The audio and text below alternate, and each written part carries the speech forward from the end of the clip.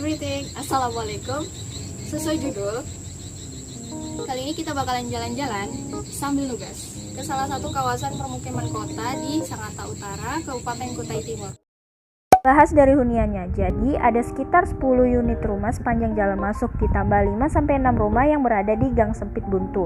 Jenis hunian di sini bercampur antara semi permanen kayu dan permanen batu, tapi sekitar 65% berupa kayu. Terdiri dari 7 rumah tunggal, 2 rumah deret, dan 1 rumah bertingkat. Dan kebanyakan warganya merupakan perantauan dan tidak menetap.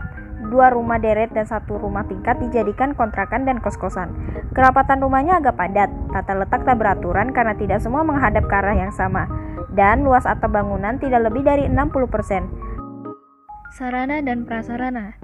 Sarana di Gang Mawar antara lain air PDAM, listrik yang sudah teraliri dari PLN, penerangan dengan 4 buah sepanjang koridor, dan persampahan yang bahkan sudah disediakan oleh RT setempat di depan rumah masing-masing, tapi hanya 1 sehingga tidak ada pemilahan sampah berdasarkan jenisnya. Jalan yang ada di Gang Mawar merupakan jalan lingkungan dan memiliki 2 perkerasan, yaitu perkerasan dengan tanah dan perkerasan beton. Lanjut, drainase. Drainase ada dengan sistem terbuka dan termasuk drainase tersier. Perkerasannya merupakan beton, hanya saja airnya hitam dan ada yang kuning karena dipakai untuk membuang air limbah dari rumah tangga juga. Meskipun dari RT sudah konfirmasi sebagian besar membuang air limbah ke septic tank masing-masing, tetapi mungkin masih ada warga yang membuangnya tetap di drainase. Kemudian sarana, karena ada di tengah-tengah kota, Gang Mawar ini sangat amat menjangkau berbagai sarana meskipun bukan pada koridornya.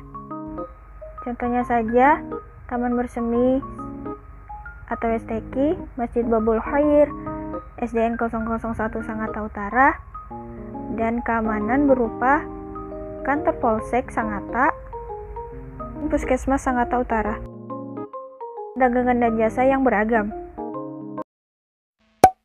Permasalahan yang ada di Gang Mawar ini yaitu jalan yang masih kurang layak karena masih rusak dan hanya jalan beton yang ada di tengah saja, kemudian tidak adanya hidran air dan parkiran sehingga masih banyak yang berparkir liar dan menghambat perjalanan. Adapun potensinya yaitu karena letaknya berada di tengah kota dan menjangkau seluruh akses sarana dan prasarana, akan menjadi peluangnya usaha yang bagus dengan sebagai usaha sewa rumah atau kontrakan. Mungkin itu aja yang bisa saya sampaikan. Saya Feby Rahmawati. Apabila ada salah kata mohon dimaafkan. Jangan lupa jaga kesehatan buat kalian semua dan sampai jumpa.